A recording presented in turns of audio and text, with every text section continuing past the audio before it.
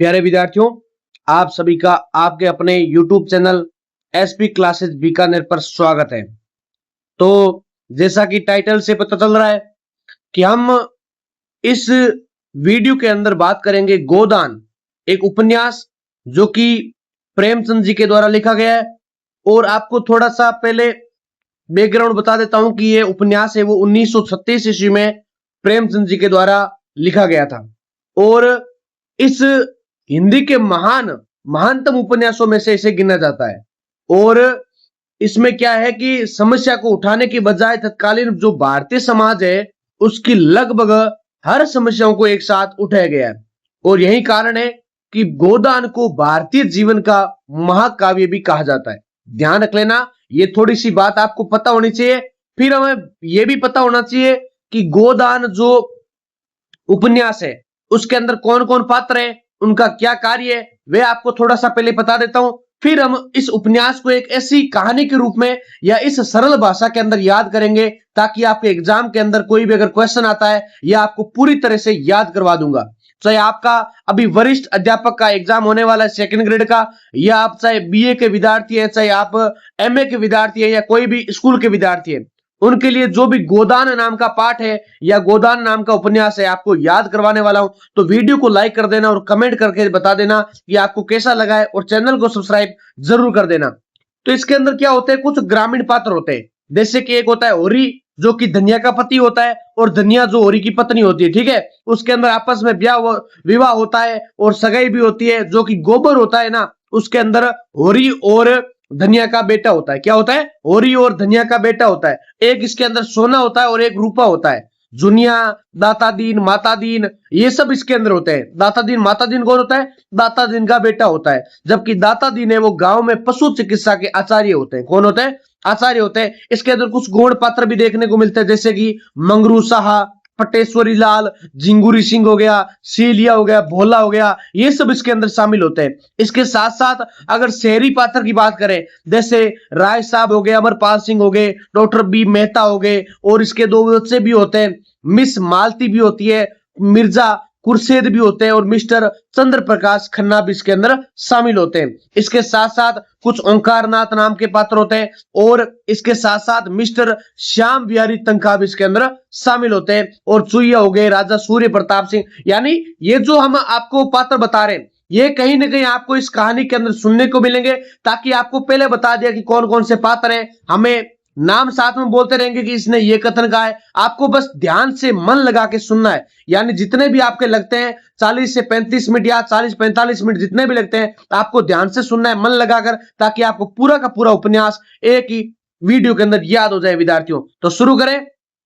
मैं श्याम सुंदर पंसारिया आपके लिए बहुत ही सरल शब्दों में इसको कहने वाला हूं और आपको बताने वाला हूं। तो आइए शुरू करते हैं। इस उपन्यास यानी गोदान उपन्यास में ग्रामीण एवं नागरिक दोनों ही प्रकार के जीवन की कथाओं का चित्रण मिलता है। कथा का प्रारंभ ग्रामीण जीवन में संघर्षमय वातावरण से होता है।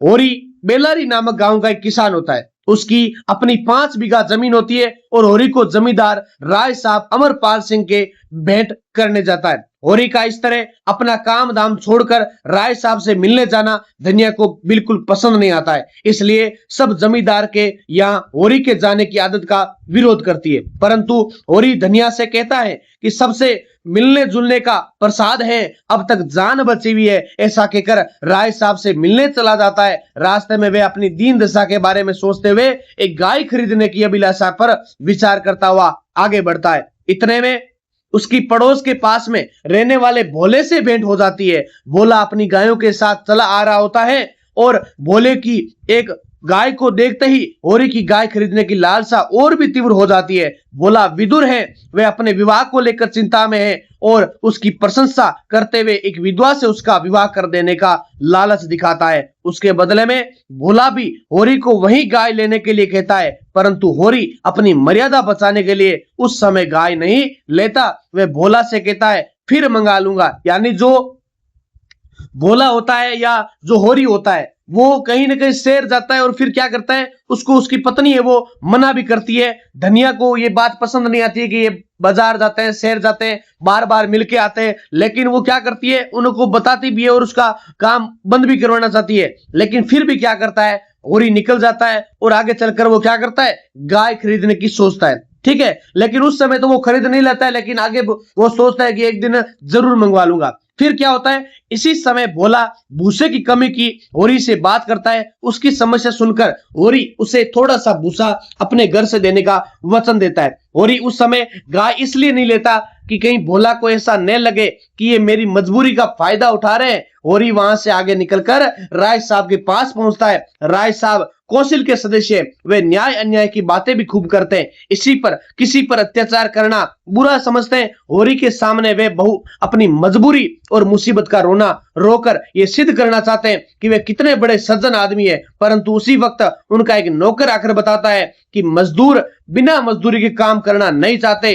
राय साहब अत्यधिक क्रोधित हो जाते हैं और मजदूरों को धमकाने के लिए चले जाते हैं। राय साहब के परिवर्तित रूप को देखकर होरी सोचता है कि अभी अभी तो राय साहब कैसी नीति और धर्म की बातें कर रहे थे, अचानक इतने क्रोधित कैसे हो गए। होरी राय साहब द्वारा आयोजित धनुष यज्ञ की लीला में राजा जनक के माली की भूमिका पाकर अपने यज्ञ को सराहता हुआ घर लौट आता है। घर आने पर होरी राय साहब की बहुत प्रशंसा करता है, परंतु होरी का बेटा गोबर राय साहब को रंगा सियार कहता है। क्या कहता है, रंगा सियार कहता है। यहां से कथन आता है कई बार कि कौन है वो राय साहब को रंगा सियार कहता है, तो ध्यान रख लेना, गोबर कहता है। कौन कहता है, गोबर कहता है। गोबर कौन होता है, होरी का बेटा होता है, क्योंकि वे भौतिक सुख समृद्धि के सारे साधन होने पर भी दुखी बनने का नाटक करते हैं। इसके बाद होरी भोला से गाय खरीदने और उसे भूसा देने का जो वचन दिया है उसे धनिया और गोबर को बताता है। साथ ही में भोला का विवाह करने की अपनी चालाकी मेरे आश्वासन को भी कहता है। होरी की यह चालाकी माँ और बेटे को अच्छी नहीं लगती, अतः वे दोनों उसका तिरस्कार करते हैं। परंतु होरी धनिया से कहता है कि भोला तुम्हारी बहुत प्रशंसा कर रहा था। ऐसा कहकर वे धनिया से पक्ष में कर लेता है। गाय आने की बात से होरी की दोनों लड़कियां सोना और रूपा, दोनों का नाम याद कर लेना। गाय आने की बात से खुशी होकर होरी की जो दो लड़कियां होती है, दोनों का नाम क्या है, एक का नाम होता है सोना और एक का नाम होता है रूपा, और तथा बेटा होता है उसका नाम होता है गोबर।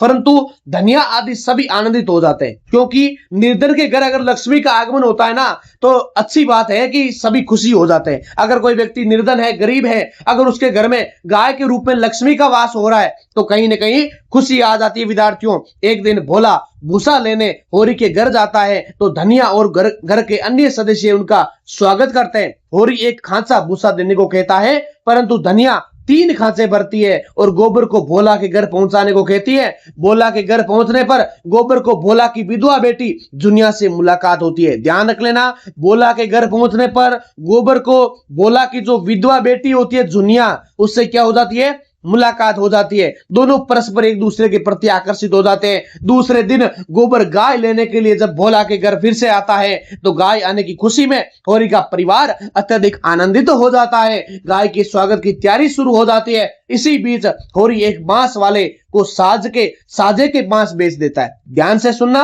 होरी एक बांस वाले को साजे के बांस बेच देता है। वे भाइयों से इस बात को छुपाकर कुछ रुपयों की बेईमानी करना चाहता है, परंतु उसमें वे सफल नहीं होता।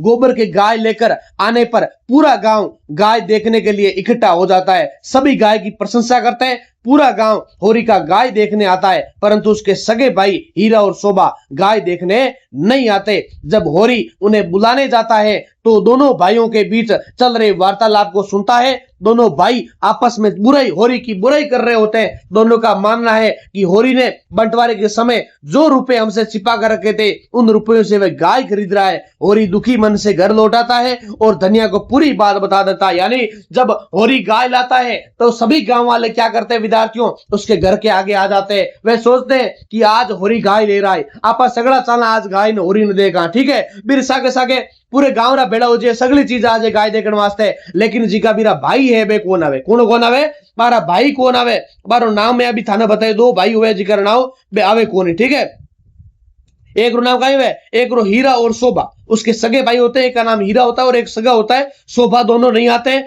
फिर क्या करता है, पूरा गांव इस झगड़े को एक तमाशा के रूप में, यानी क्या करता है, सबसे पहले तो आपको यह पता होना चाहिए कि जब उससे दुना लगाता है कि उसने जो बंटवारे के समय जो पैसे थे वो बच गए, उससे अब क्या कर रहा है, होरी गाय खरीद रहा है। लेकिन उसको यह नहीं पता कि वो किस आधार पर गाय ला रहा है। लेकिन जब क्या करता है, होरी दुखी मन से घर लौट आता है, उसके बाद में धनिया को जब बताता है तो धनिया को बहुत गुस्सा आता है और वह हीरा के घर जाकर उससे खूब लड़ती है। पूरा गांव इस झगड़े को एक तमाशा के रूप में देखता है। गोबर गाय लाते समय दुनिया उसके साथ गांव छोड़ने आती है, तो रास्ते में दोनों क्या करते हैं, एक दूसरे का जिंदगी भर साथ देने की प्रतिज्ञा करते हैं।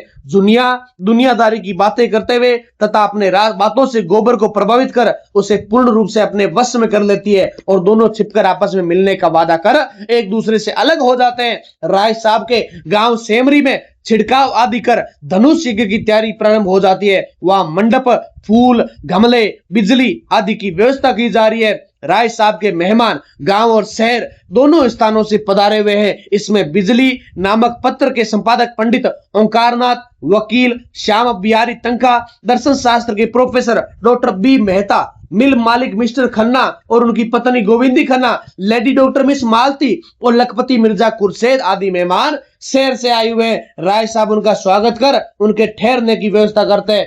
फिर सब लोग एक साथ बैठते हैं और उनमें विविध विषयों पर चर्चा होने लगती है। वे सभी अपने व्यवसाय के अनुरूप बातें करते हैं कि राय साहब जमींदारी वर्ग की मजदूरी को बताते हुए आदर्शवाद को लेकर बड़ी बड़ी बातें करते हो, और परंतु उनकी कथनी और करनी में बड़ा अंतर है। यानी वो क्या करते हैं, राय साहब बड़ी बड़ी बातें तो करते हैं लेकिन वैसा करते नहीं है। इसीलिए कहा गया है कि कथनी और करनी में क्या है, बड़ा अंतर है। वे स्वयं किसानों और अत्याचार करते हैं। डॉक्टर मेहता उनकी बातों का विरोध करते हुए कहते हैं कि सिद्धांत और व्यवहार में अंतर नहीं होना चाहिए। औकारनाथ राय साहब की बातों का समर्थन करते हुए बुद्धि के महत्व पर एक भाषण सा देना प्रारंभ करते हैं। तंका राय साहब को प्रभावित कर उन्हें प्रसन्न करना चाहते हैं। मिस मालती ओंकारनाथ के आदर्शवाद पर तीखा प्रहार कर उसे नम्र रहने की बात करती है, परंतु ओंकारनाथ खोखले आदर्श की दुहाई देते हुए अपने को बड़ा सिद्धांतवादी और दृढ़ चरित्र वाला सिद्ध करने का प्रयत्न करता है। मेहता उसकी कटु आलोचना करते हैं।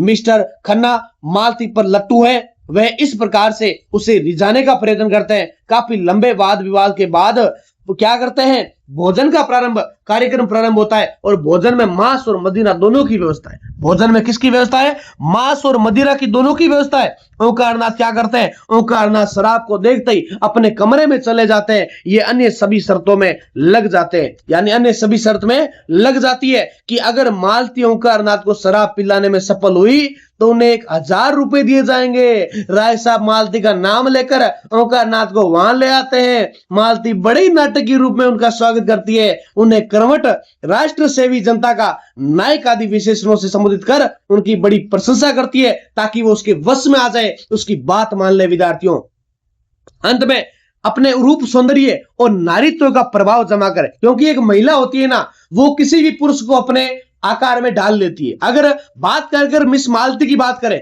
वो क्या करती है, उसको एक ऐसा वातावरण क्रिएट करती है जैसे कि रूप सौंदर्य का हो गया, नारी संस्था हो गया, उसको ऐसे ऐसे शब्द बोलती है कि आप तो कर्मठ राष्ट्र सेवी नायक हो। उस आधार पर क्या करते हैं, वो पिघल जाते हैं। क्या करते हैं, पिघल जाते हैं। कौन, ओंकारनाथ है। फिर क्या करती है, उसके साथ में अंत में अपने रूप सौंदर्य और नारीत्व का प्रभाव जमा कर विशेषणों से संबोधित कर प्रशंसा करती है और उन्हें शराब पिलाती है। क्या करती है, शराब पिलाती है। शर्त जीतने के कारण अन्य सभी मालती की प्रशंसा करते हुए उसे 1000 रुपए देते हैं। क्या देते हैं, 1000 रुपए देते हैं। सभी लोग धनुष यज्ञ तोड़ने के लिए देखने के लिए पंडाल में जा रहे होते हैं। इतने में एक लंबा तगड़ा पठान कंधे पर बंदूक धीरे वहां पहुंचता है और गुस्से से कहता है कि उसके आदमी को, राय साहब के आदमी ने लूटा है। वह रुपए लौटाने की बात करता है। रुपए न मिलने पर सबको गोली मारने की धमकी दी जाती है। सभी का डर के मारे बुरा हाल हो जाता है। पठान रुपए न मिलने पर मालती को उठा ले जाने की बात करता है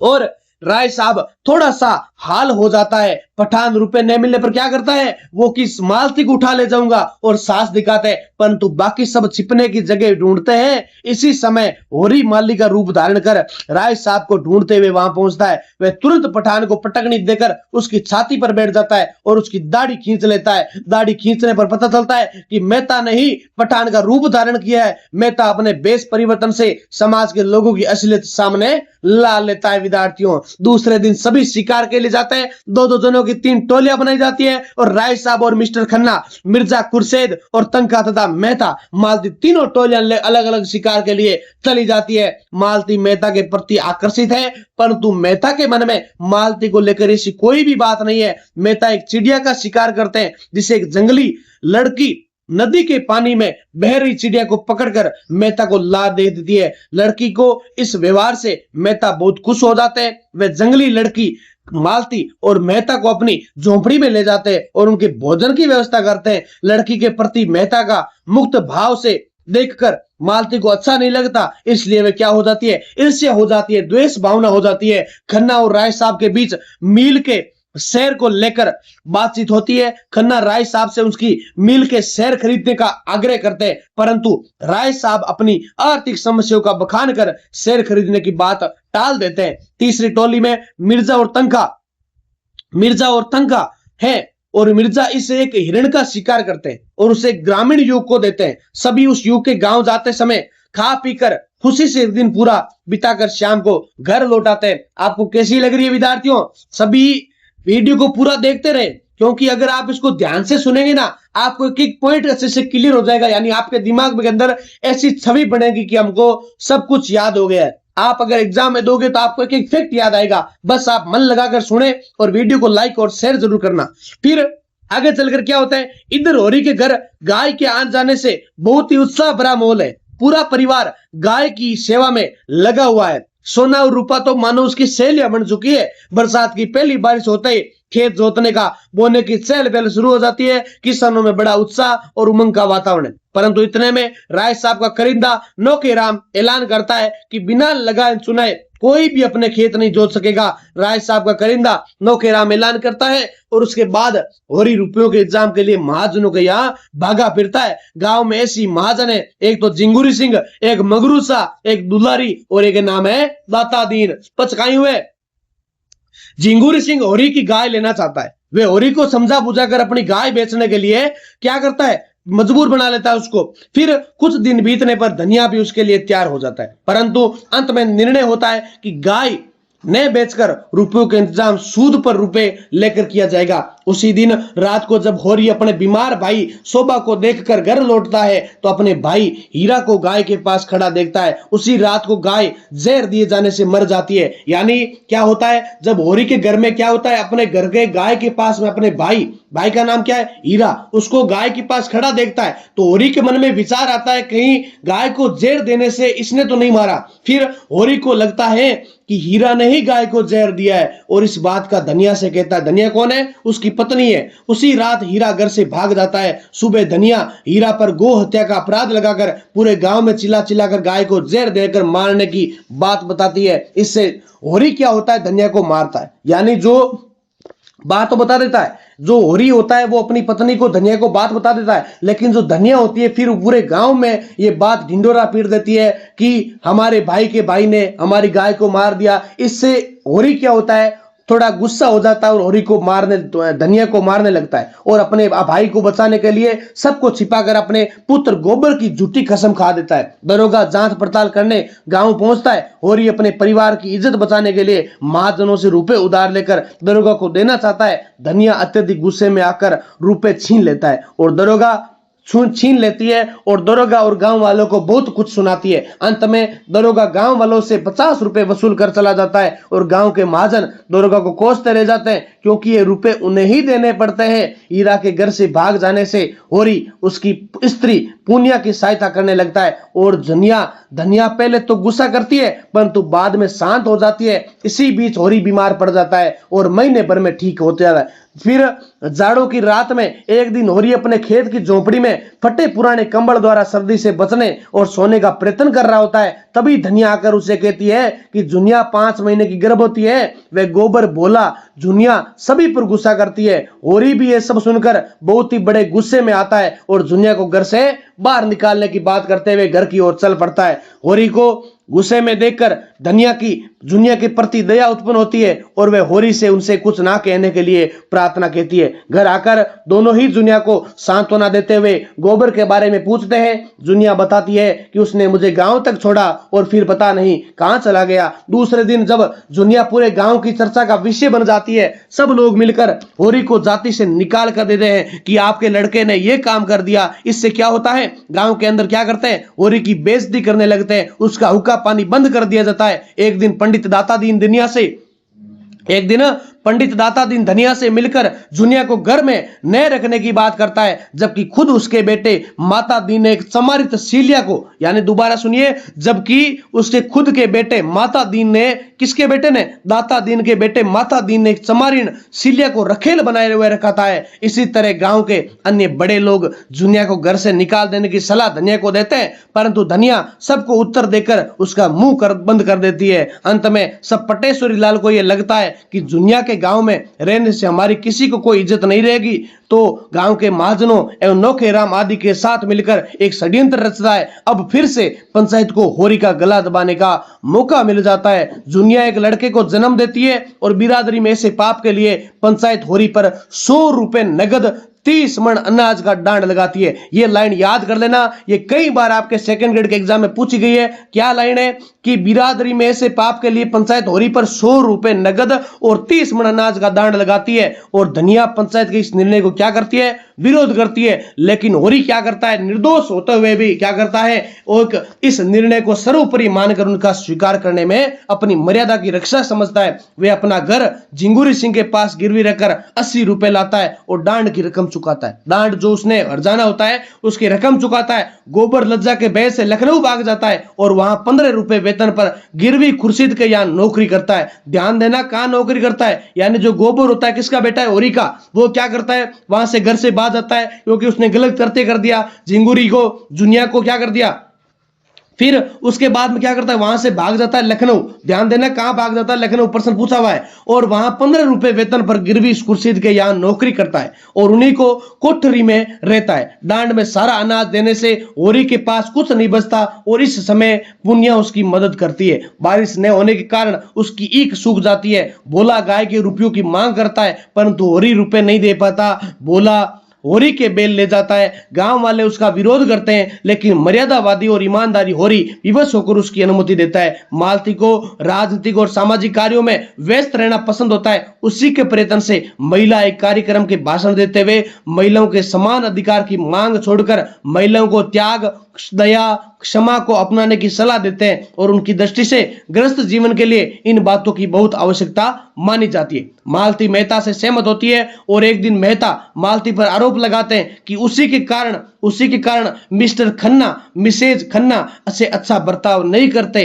ये सुनकर मालती गुस्सा हो जाती है और अपने घर चली जाती है। विद्यार्थियों, कहानी कैसी लग रही है, उपन्यास आपको कैसा लग रहा है गोदान, क्योंकि इसके अंदर और होरी और धनिया है या राय साहब है, उन सब की कहानी को विस्तार से बताया जा रहा है। बस आप थोड़ा सा क्या है, मैं आपको कहानी के आधार पर इसलिए बता रहा हूं ताकि आपको सरल से सरल तरीके के अंदर याद हो जाए, ताकि सभी पात्रों के जो कथन है आपको अच्छे से समझ में आ जाए। ये गोदान ऐसा पाठ है जो लगभग आपके सिलेबस के अंदर रहता है और सेकंड ग्रेड के एग्जाम में या फर्स्ट ग्रेड के एग्जाम में या कॉलेज के किसी भी एग्जाम में आपको यहां से देखने को मिलता है और क्वेश्चन भी अच्छे खासे इसमें बनने को मिलते हैं। विद्यार्थियों, फिर राय साहब को जब पता चलता है कि होरी से वसूल किए हुए डांड के सारे पैसे गांव के मुखिया लोग आपस में खा गए, वे नौके राम से रुपए देने को कहते हैं, तो सभी महाजन बिजली के संपादक ओंकार नाथ को बताते हैं कि राय साहब हमसे जुर्माना वसूल करते हैं। ओंकार नाथ राय साहब को बताते हैं कि वे अपनी पत्रिका में आपके बारे में सनसनीखेज खबर छापने वाले हैं और राय साहब 100 ग्राहकों का चंदा रिश्वत के रूप में देकर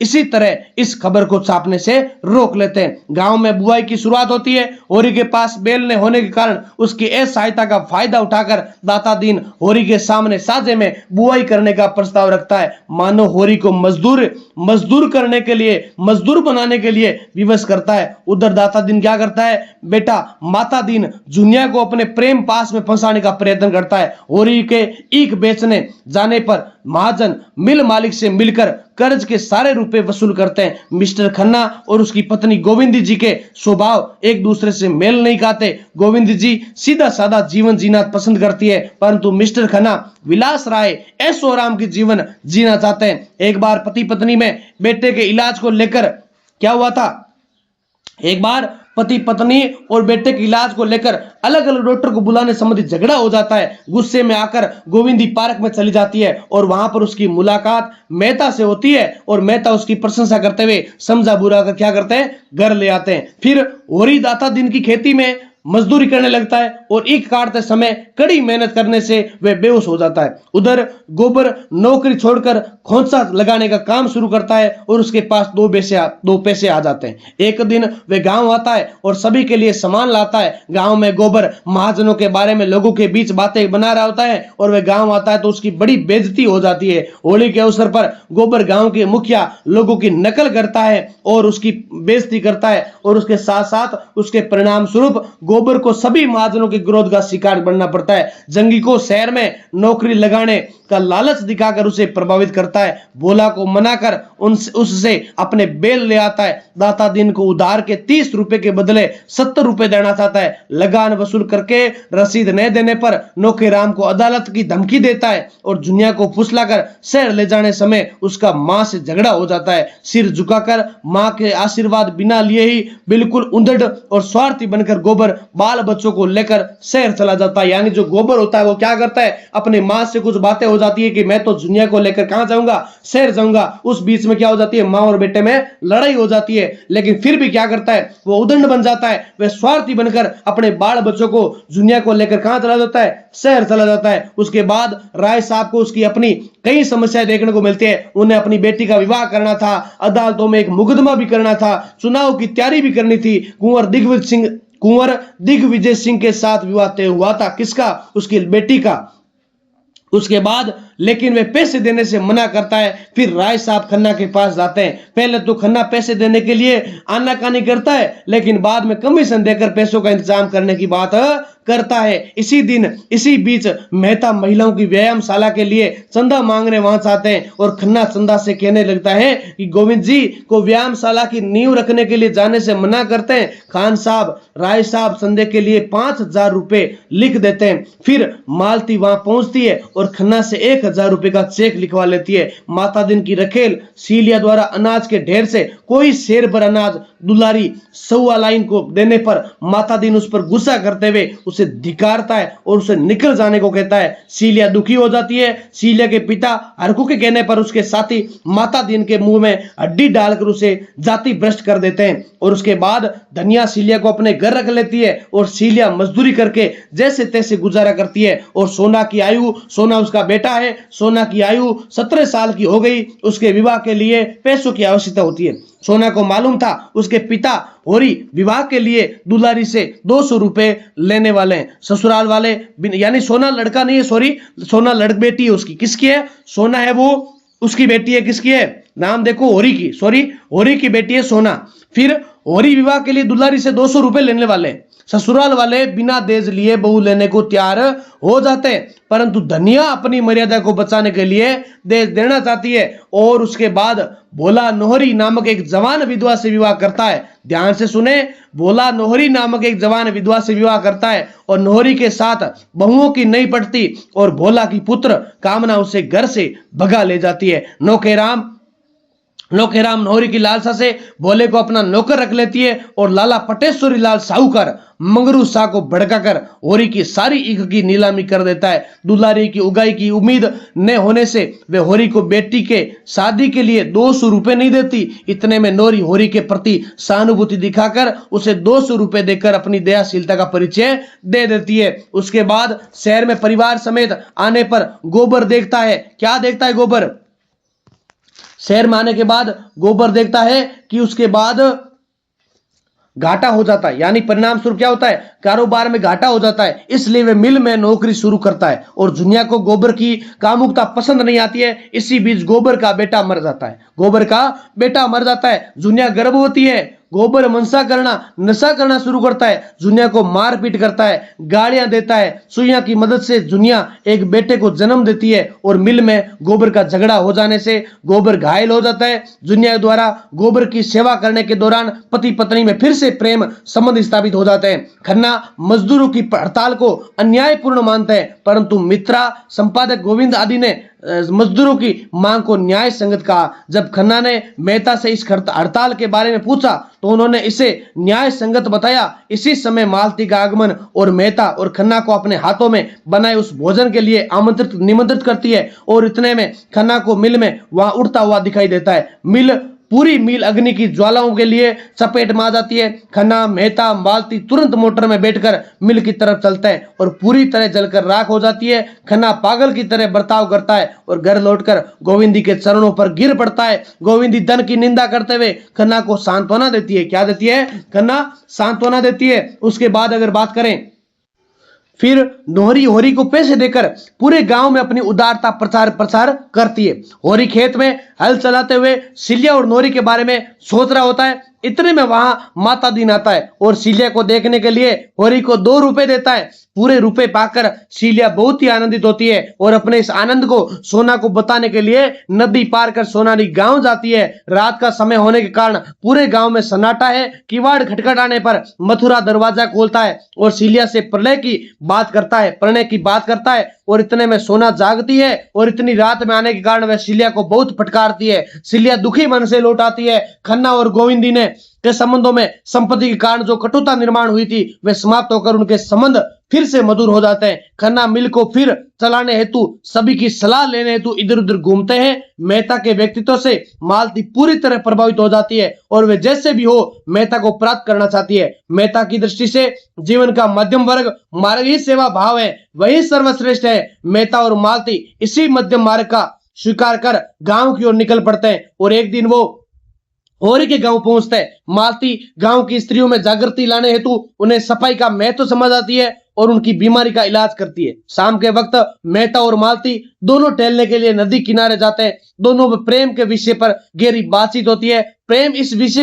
प्रेम भौतिक मार्गों से परे की वस्तु है। दोनों अपने अपने मत पर अटल रहते हैं और उसके बाद राय साहब की लड़की की शादी होने पर उन्हें ससुराल की धन संपत्ति मिल जाती है। उनकी चुनाव में भी जीत हो जाती है। राजा साहब राय साहब के पुत्र रुद्रपाल के साथ उसकी बेटी की सगाई की बात करते हैं और राय साहब भी इसके लिए तैयार होते हैं, परंतु रुद्रपाल ने मालती की छोटी बहन सरोज से चुपचाप विवाह कर लिया होता है और इस बात को लेकर पिता पुत्र में विवाद हो जाता है और सार्वजनिक जीवन में बड़ा रोब जमाने वाले राय साहब कोई अपनी पुत्र के सामने कुछ नहीं चलती और उनका गर्व और अभिमान चूर चूर हो जाता है। रुद्रपाल सरोज के साथ इंग्लैंड चला जाता है और राय साहब की फिजूल खर्ची पर केस भी दायर होता है। मिर्जा खुर्शीद वीरांगनाओं की स्थिति में सुधार लाने की दृष्टि से प्रयत्न कर रहे होते हैं, परंतु मेहता उनकी इस बातों से असहमत होते हैं और मालती का अधिकतर समय जन सेवा में बीत गया होता है। वे मेहता से बहुत कम मिल पाती है और मेहता लोगों की मदद करने में अपना पूरा जीवन वेतन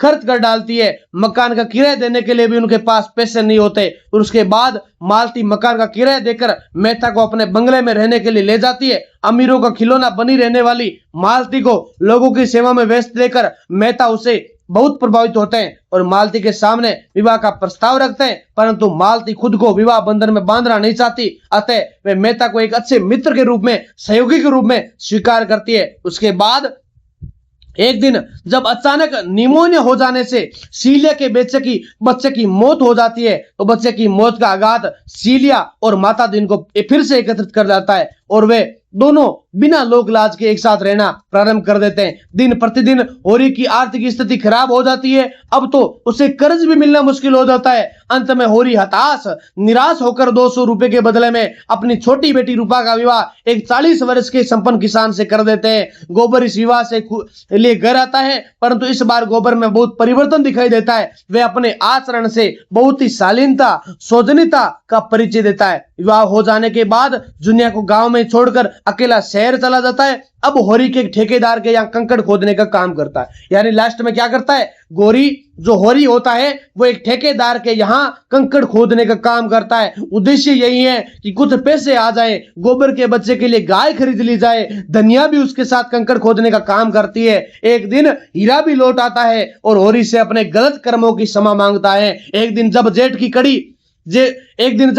कड़ी धूप होती है, जेठ महीने का नाम है, जेठ की जब कड़ी धूप होती है तो उस समय कंकड़ खोदते समय होरी को क्या होती है, लू लग जाती है। जब गर्म हवा होती है, जो लू लगती है अपने पश्चिम राजस्थान में, तो उससे क्या हो जाती है, लू लगना जैसे वह बेहोश हो जाता है। उसे डोली में उठाकर घर लाया जाता है, परंतु वह पूरी तरह से शक्तिहीन हो जाता है। उसकी आंखों के सामने उसके जीवन के विभिन्न स्मृति चिन्ह आकर चले जाते हैं। धनिया घरेलू उपचार करती है परंतु उसका कोई फायदा नहीं होता। होश आने पर वे धनिया से माफी मांगते हुए उसे महाप्रयाण की तैयारी करता है। होरी गोदान करने की बात करता है, अन्य लोग भी इस बात को दोहराते हैं। अतः धनिया सुतली बेचकर आए 20 आने दाता दिन के गाद में रखकर कहती है, महाराज घर में न गाय है, न बचिया है, न पैसा है, यही इनका गोदान है। इस